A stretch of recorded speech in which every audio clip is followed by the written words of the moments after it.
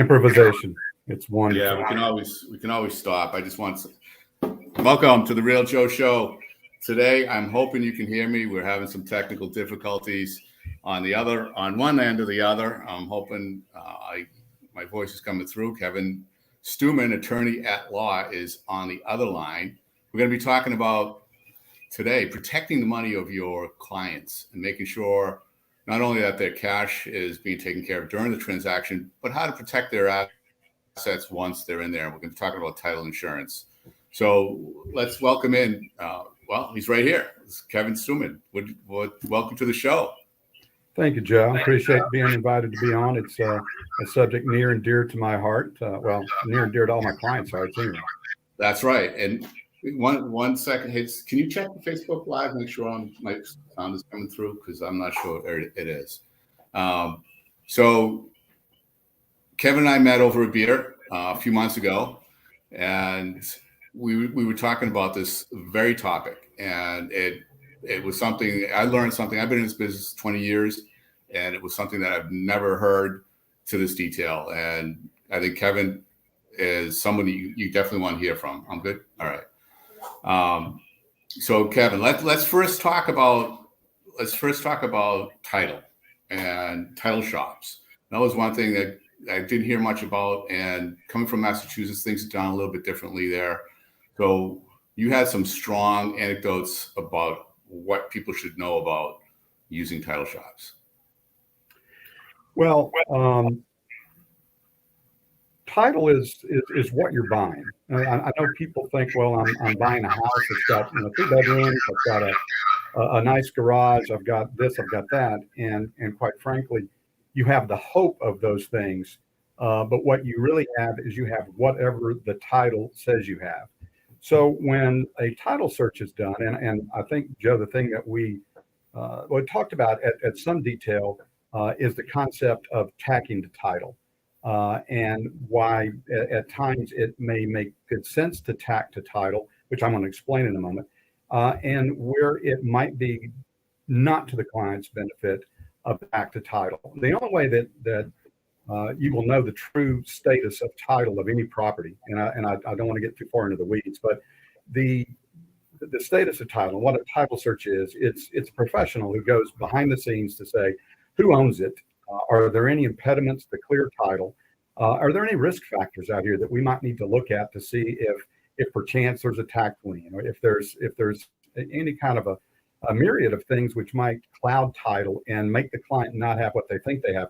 And a title search is designed to do that. The problem that I have, the way that title insurance is written can I stop you here for a second? I want to stop you here for a second. Can I just hung up on him? I'm here. Oh, you are? Good. Yeah. Thank you. So you can hear me well? I can hear you very well. Yeah, all right, good. So tacking. This is the first I've heard of it, and many probably don't understand what you're talking about. Can you explain that? Yeah, that's exactly where I am. Yeah, okay, that's exactly where I was going. Okay. Yeah, and so the concept of tacking, it's allowed in North Carolina. It's allowed probably in most states. I'm only licensed in 2 states, New York and North Carolina. But tacking is the process for which you find the existing owner's policy. And say your owner bought it in 2017. It's perfectly permissible for the new title attorney who's going to be closing on that property to only go back and do that search of 2017. And if you go back that just 6 short years and don't see any title impediment, you can go ahead and tack to that existing policy and get a better reissue rate, but you really haven't done a 30-year search. And that's where I have a little bit of an issue. I don't want my clients to be financially safe. I want them to have clean title, and those are completely different issues. So it's a short way out that you're saying some attorneys take, and they'll just take the other title without actually doing their own research. It sounds terrible when you say it like that, Joe, but yeah, I think what it does is because it allows you to shorten the search, which of course you have to be nice. I don't. It shortens the search, which people are all about. But But let me give you the example that I gave you when we were knee deep into a stout or a porter, which I'm sure that's what I was drinking. Um, I had a closing that I was closing 2 years ago, and it was a property that had closed 4 times since 2004. But there was a deed of trust in 2004 that was never canceled. And most of the time, those deeds of trust, which aren't canceled, that's where the lender files a basically files notice to the world that we gave money on a loan to this property. Well, this loan was not canceled of record. Most of the time, they're paid, just not canceled. I followed up on it, and it was open. It was a $200,000 loan that was still open. Now, the lender was extremely tardy in not exercising their rights to foreclose, but it was still an open line. They still had not started foreclosure proceedings. They were still owed. I think it was over $100,000. So I could have done what the other 4 attorneys had done, close it with that title and not know the difference. And would the clients be protected from financial ruin? Yes, but not from the inconvenience of having to deal with it. And to my way of thinking, it's better to clean title up as you go so that the next generations of attorneys or buyers aren't having to deal with crap they really shouldn't have to deal with, because this stuff should be cleaned as we go. You can only do that by doing a full search, in my opinion. So how can consumers be certain, and realtors, what questions should be asked to make sure that that is what they're getting? Joe, that's a great question, and it's just as simple as saying to the broker or to the attorney, "Are you going to do a full search?" Now, listen, I will take the newer policy and use it and tell the lender, tell the title company, yes, I'm searching to this title, and I'll only show them that I'm going back to 2017. But for my client, I've gone back into the 90s to make sure that it's clean. But to get a better rate for the client, I will tack to that policy. I mean, I'm not going to cost my clients money, but I am going to do my own look to make sure, as far as I'm concerned, and I'm the only one that I have to, please myself with title. I'm the one. If I please myself with title, I will tack to something to save my client money. It would be foolish not to, but I'm not going to rely on another attorney search. I'm not ever going to do that. Has that? What are the pros and cons of doing that? It sounds like it's a no-brainer to me that everybody should be doing that. Every attorney should be doing that. Well, that's my business model, Joe. That's what I've decided to do because I think it's best for the client. Right.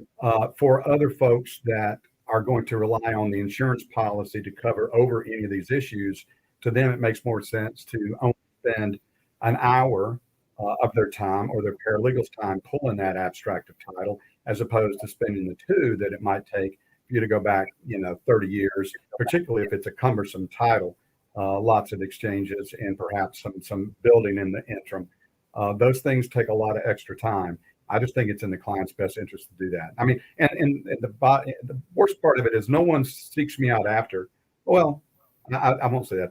Very seldom do people thank you for the extra work because they don't realize it's extra work. But I do it because I think that's how I would want to be treated if I were the buyer and didn't know better. I would want to have a full service done. It'd be like going to the doctor, and you go to the doctor for your annual medical exam, which I haven't had in 40 years. But let's say you go, and the doctor says, "Well, I'm just going to check you from the neck up because that's where most problems occur, from the neck up."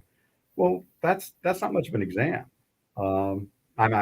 Last time I went a long time ago was all those unfortunate things they do south of the neck, which is probably why I haven't gone back. So maybe not the best exam. But in any event, yeah, we all need it. We all need a checkup from the neck up once in a while. Yeah, more times than not. But that was a great question about tacking and title. Title is by far the most important thing that I do. As a matter of fact, it's so far ahead of everything else that I don't think many other things measure to that. And as realtors, we don't really think that much about it, to be honest. I never did. I always wanted to make sure, or I always encouraged my customers and clients to get title insurance. But beyond that, I didn't have any advice or any reason to think there was something more to do than that. Well, here's the why it's even more important these days. There's just so many more avenues for folks to place liens on property, or at least it seems like there's more. First American Title put out, the 10 most common title errors, and so many of them are technology based. And because of the increases of technology, it's just gotten so much easier to either file a lien or to create liens or to continue a real quick claim of lien that you just throw in place. All the contractor has to do is go down and file a claim of lien, and materially impact that property, or even worse these days, it's called NC lien. And a contractor goes out on the job site and take a snapshot of the QR code out there. They've just listed themselves as a potential lien claimant, and that record will sit for 5 years. These are the kinds of things, if you're not super careful, if you don't know where to look, it's dangerous. And I'll make this real quick, Joe, because I want you to get to your next question. But I was doing a CLE for attorneys a few years ago. I don't know if I mentioned this to you. And I was asking questions of attorneys and paralegals in Charlotte. And I said, how many of you actually have AOC computer terminal in your office that you can do a date down in your office? There may have been 2 hands raised in there. And I asked them, well, are you guys doing active, proper date downs before you record? And most of them are e-recording, so they're not leaving their office, and they don't have an AOC terminal in their office. So where is the date down? There is no date down. They're relying on a search that may be 2 months old. Right. Those kinds of things scare the hell out of me, and I don't know how it doesn't scare other professions. But yeah, with the days of being in the courthouse or in the registry of deeds and having the attorney pull the deed right then and there before they hand it over to the clerk, that's not happening anymore. That's right. That's absolutely right. Yeah. So that's what I wanted to say, and I'm glad you asked me about title insurance right off the bat, because that is that's everything. That's everything on a purchase. The other stuff, I can be personable. I can sell, whatever the other services are. But again, if you don't have clean title, you're buying a problem. Okay, what do you have next for me? That was teed up for me. It was. The other one, and how does that tie into the settlement shops? Yes. That's something that's new to me as well. Oh my goodness. Yeah. Okay. 30 years ago, has it been 30 years since I've been in North Carolina? Yes. 30 years ago, I was practicing in New York, and New York is not an attorney-led title state in the stance that the attorneys are responsible for the condition of title and writing the title commitment and ultimately writing a final title opinion that the title insurer will then issue title insurance. So in North Carolina, it's all about the attorney. In New York, they have they're a settlement title state, which allows these basic title companies. Some of them may be underwriters, some of them may just be agencies, but they actually do the searches, and they are having searches done by, I guess, paralegals. I'm not sure. That's also another question, whether or not they even licensed paralegals or not. But they're pulling the searches, they're writing the title. The attorneys in New York, when I was there long ago, I made 150% of what I'm making now 30 years ago. I didn't do the search. I'm not responsible. Had no responsibility for the condition of title. Showed up to the closing, picked a fight with one of the other attorneys because every party brought an attorney. So you look around and find the weakest gazelle that you're going to have a fight with and pick a fight with here on the Serengeti. That's part of the fee, right? That's price of admission. Exactly. For the show. You did. It's for a lot of it was for show. Quite honestly, it's like you didn't stick the tank right, the fuel tank. You had a bad reading on the tank. My guys are getting hit for $50 more than they should on this proration adjustment. So, but the problem that you have with it, and I looked it up. I tried to find it recently. I couldn't find an update to it in preparation for this, but North Carolina has always been in the lowest 5 or 6 states for closing, and that includes the attorney's fee. In New York, when I closed up there, the rule of thumb, it was going to be somewhere between 5 and 10% of the purchase price for your various closing costs. And part of the reason why the title insurance was so doggone high, well, you can probably figure it out. The attorneys aren't pulling the title. They're not certifying to the title. So are there going to be more mistakes? Stands to reason there's going to be more mistakes. More mistakes leads to more title claims. More title claims means to higher title insurance, which, of course, the title insurance companies are not eating that. They're passing that along by way of higher premiums to everybody who's buying a home. So the thing I want to say about title settlement shops are every so often it's so easy for folks to say, let's just take the attorney out of the closing. We'll save money. Everybody will save money because they're the vultures that just feed off everybody anyway, or whatever they say about attorneys. At the time I looked, we were in the cheapest 5 or 6 states to do a closing. with the attorney in place. The settlement shop states were the more expensive places to do a closing. The only common denominator is they don't have the attorney run it. So I'm going to leave that one there. And anybody that's listening, if you hear this narrative that take the attorney out of the closing and save money, I'm going to tell you right now that's a lie. And if somebody can give you empirical data that says otherwise, please send it to me and I'll come back on here and eat crow. But I am not in danger of eating crow. I know that. I know that. Yeah, no, it's I've been in situations in Boston, in the city, where the attorney fees are much higher than they were in the suburbs, and it's just they're just a different game. So it's that can add to quite a bit of the cost to the consumer. So let's also talk about the Good Funds Act. This is another thing that I remember talking about. Yeah. That I had never heard of, and we should, as realtors, we should know this stuff. Yeah, as a matter of fact, if you've got realtors that patronize your podcast, Joe, it's very important that they know their client says, "Well, I'm going to bring a bank check to closing. It's for $400,000." In the old days, before the advent of the Good Funds Act and the general statutes of North Carolina, people took those checks and gave immediate credit. The problem with bank checks are they are not immediate credit. It's a promise of payment, and it has to go through the clearing process of the bank. And depending on which clearinghouse the individual bank has, and in North Carolina, I think there are 3 different areas where they clear these things. I used to be in banking in a previous life. It can be up to 8 days for that check to clear. Under the North Carolina Good Funds Act, I'm not allowed to record a deed and release funds unless all funds are collected. So if you tell me that check's going to go in and not be collected for as much as 8 days, I am actually breaking the law by recording that deed and dispersing funds to folks. And what no one wants to do is to have a closing today and wait 8 days to record a deed and to dispense funds. No one's going to do that. So the only thing that true good funds, other than cash, which I'm not going to accept real cash. Right, you can't do that either. Can't do that, is a wire, because a wire cannot be recalled unless the receiving entity authorizes it. Well, guess what? I'm never going to authorize the wire to go back out.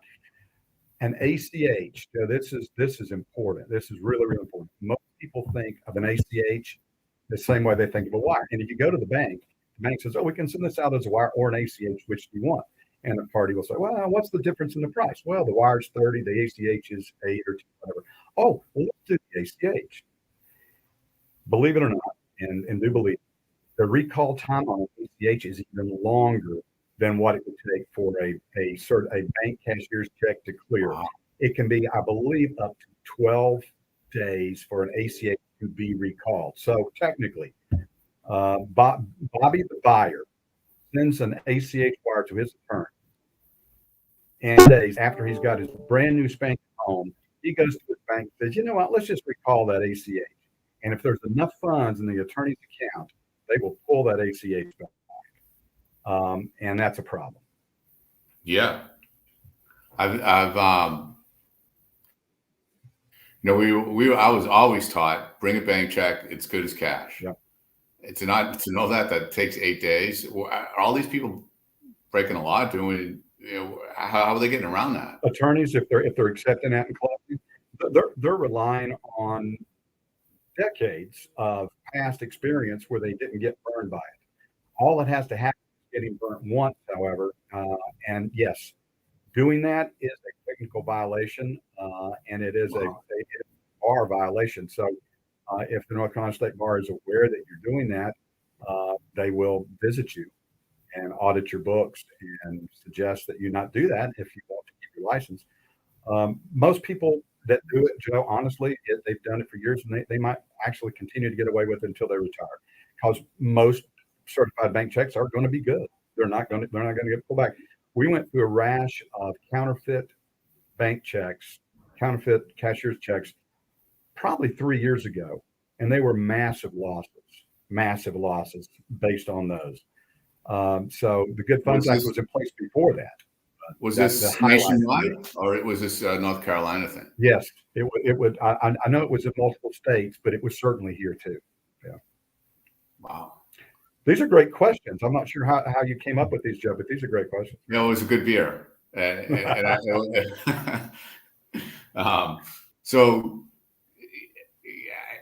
this just blows my mind because I've never heard of this, and maybe I haven't been practicing actually doing the transactions lately.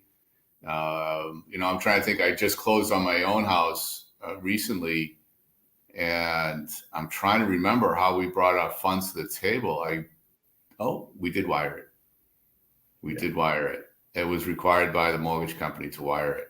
Is that what you're seeing? Is this something you have to explain to the clients, or is this something that now the mortgage companies and everybody's just going along with and doing it the right way with wiring? All kidding aside, Joe, I was sort of softball some of the other stuff. That is a tremendous question you just raised, which I did not expect. And I will tell you that no, the banks and the lenders do a terrible job of explaining the medium of funds that are required. As a matter of fact, the question that I get most often, other than why do I have to do that, is from the seller saying, here, I want my funds wired to this account. And I say to them, no, I can't do that, because the North Carolina State Bar issued an edict that said if you wire funds to folks and it is your wiring instructions are a product of fraud, it will result in the loss of your law license. So the only things we wire are institutional payoffs to lenders that we've had the same wiring information for 30 years because they never change those institutional payoffs. And even then, Joe, we will call that lender and say, we're verifying these instructions again. Yep, called you 2 weeks ago. We're calling you again. It's Wells Fargo, 121000248. That's your ABN number, right? Yes, it is. And here's the last 4 digits of the account, 4103, right? Yes. And it's one home campus, Des Moines, Iowa, correct? Yes. We will do that because we are not going to send money to someplace and lay in fear that A, we're going to find out that it's going to a fraudulent place, and B, waiting on the bar to knock at the door. It's just not worth it. So the hardest thing we have to do with sellers is to convince them that we are not going to wire their funds, and that's not in our control, but that's what we need to do. It's hard. Some of them want to practically fist fight over. I'm like, oh, I'm a black belt, and I'm a black belt in this. I'm a black belt and not losing money. So it's a lot of money they're waiting for, right? And so you will only deliver a written check for that.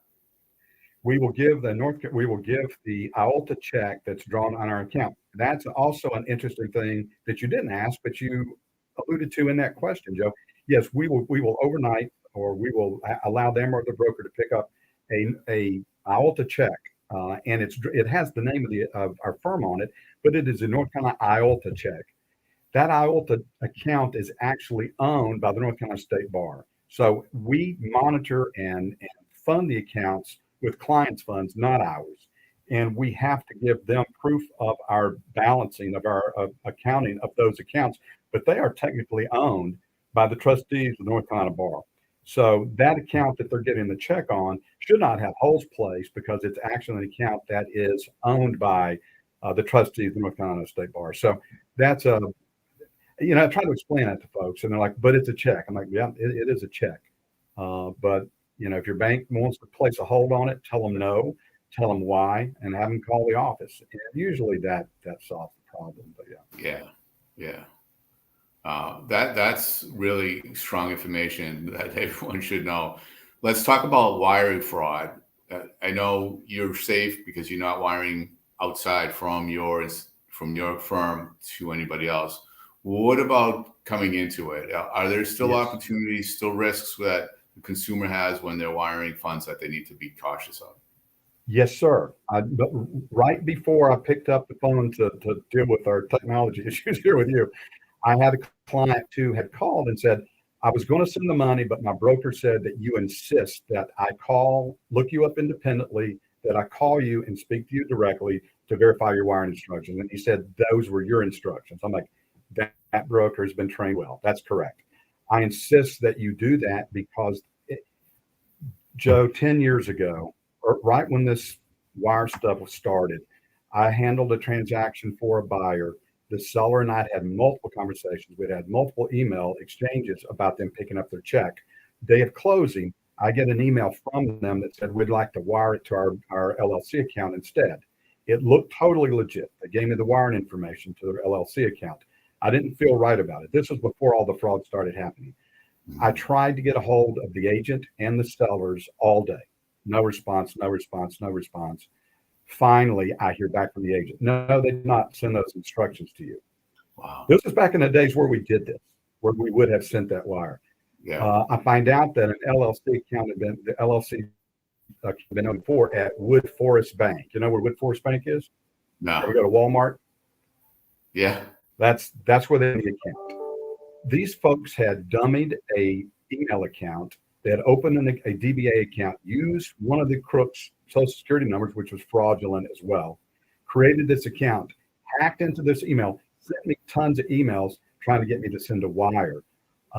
So yes, verifying the wiring instructions independently through information not on the email that the wiring instructions came on.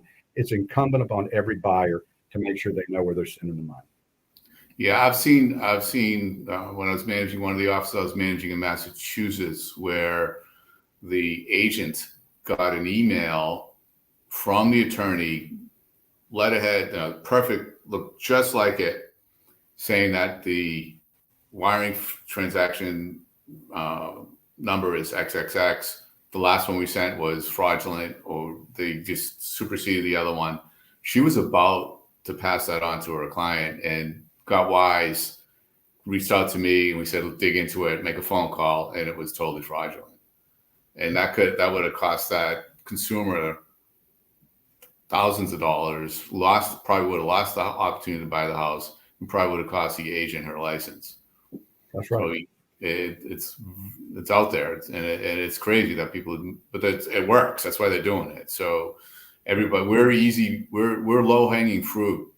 There are a lot of us out there, 1.6 million agents out there. Yeah. And it's just a numbers game for these criminals.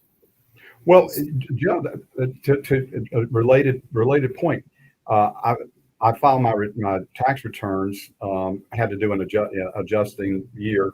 And so yesterday, my wife got the refund, whatever, and she sent me a text. It said, "Oh, we got the IRS refund, whatever." Two hours later, I get a text into my phone. It's, so and so XPZY blah blah blah IRS refund with a PDF attachment. I'm like, I'm not opening that. And how would they know, other than the fact that they are monitoring or tracking somehow or another one of our text accounts? I mean, there's no way they would have known that we would have had an IRS issue that day. There's no way. That's so right. It's the wild, wild west with respect to technology, and I am so much a babe in the woods when it comes to technology. That's the only thing I'm naive about. Everything else, I'm hardened and old and sour. But when it comes to technology, I'm at the whim of these hacksters, which is why I want my clients to take extra precautions when they wire funds. Absolutely, we're dealing with lots of money, and this is a huge investment. So being cautious about the cash and being cautious about title and what they're buying is part of our due diligence, part of our responsibility as realtors, and certainly to have an attorney like yourself on the other side holding that ground for them is super important. I appreciate that. So what any other trends of things that we need to be aware of that you're seeing that's coming across your desk? Yeah. As we finish up here, there's one thing that was a matter that I've seen 2 or 3 on the last little bit, has to do with the property's not appraising again. And at least making sure that as you go into contract, if you are a seller or buyer for that matter, but having an addendum in place that says what happens here if it doesn't appraise, what do we plan to do? Do we have a contingency for this?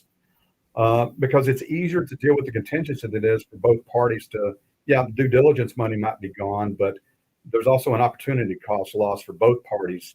And if you can, create some sort of a dialogue mechanism before it happens, I think that's something to really think about. And certainly if you're doing, some governmental loans or anything along those lines, it's even more incumbent that you have sort of an idea what it's going to praise out, or at least have some idea what you're going to do otherwise. I mean, that's the danger of trying to contract with somebody as a seller if they're trying to get a VA loan, for sure. Oh, definitely. Yeah. And I've heard some crazy money, from a few $1,000s up to over $100,000 on new construction where it just didn't appraise out. So there's some issues with that, and it's definitely got to be cautious. Oh, one more, Jeff, before I forget. Absolutely. With your brokers, if they're representing the buyer, I thought we'd gone away from this. I just saw a contract across my desk today. Yes, the property is 1.2, 1.3 million, whatever it is, but there's $125,000 due diligence fee. $125,000 due diligence fee. Okay, so you got to back up a little bit, because that's just a straight up North Carolina term, and it was brand new to me a few years ago. Could you please explain due diligence? Oh yeah.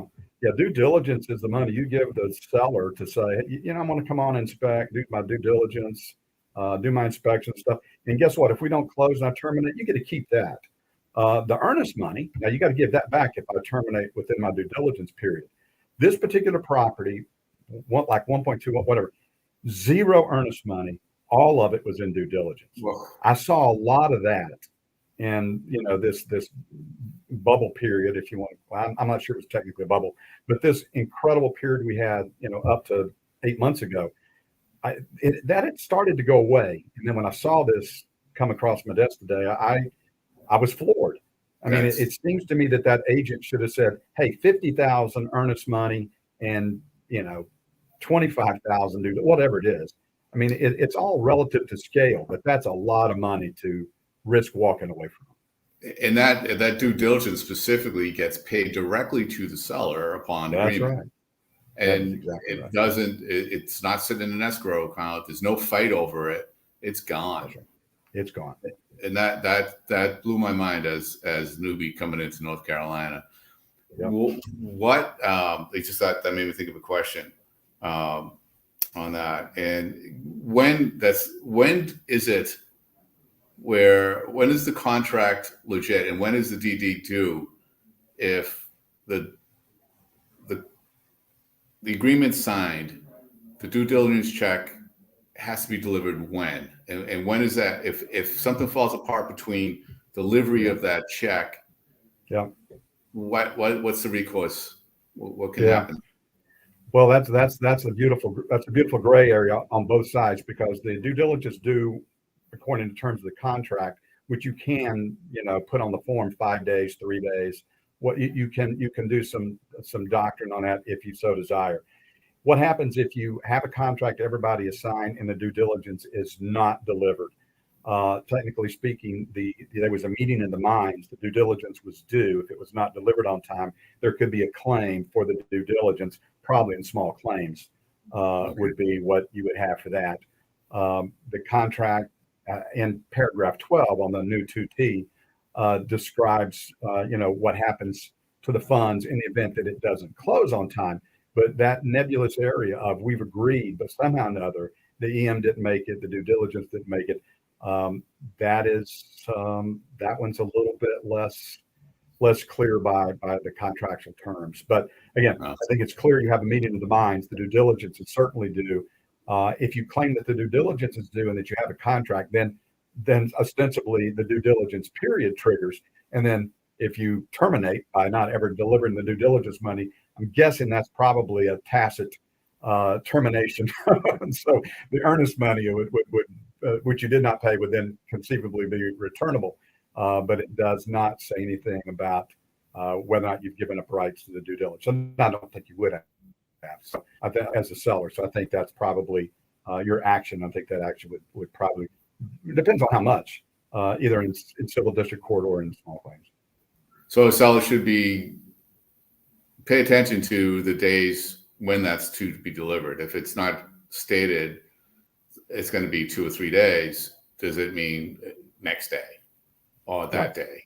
That's what that should be very clear in the for the seller, because it's the seller that's going to benefit or not benefit from that. Yeah, that's page 1 of the 2T. So yep, it's right there. And so examine it and see what your due diligence payment periods are, and what kind of money is required. I mean, there's check boxes to indicate personal check, bank check. So those things are also key. Technically, a party who's assigned on the contract and agreed that it's going to be bank money, certified check, they're right to refuse a personal check. And if you don't pay that check within that period of time, are you then in default of that contract and breach, at which they could go for monetary damages because maybe they found another buyer who's willing to pay more. So there's that too. So depends on which side of the aisle you're sitting on. Well, Kevin, I know you're busy. I appreciate all your knowledge here, and hoping that this will be heard, because it's super important for everybody to understand what they're dealing with and some of the risks that they're taking if they don't have good representation for their clients. I appreciate your time, and I look forward to having another beer with you sometime soon. That sounds great, Joe. I appreciate it. Thanks for having me on the Real Joe Show. Take care, man. Thank you, sir. Have a good one.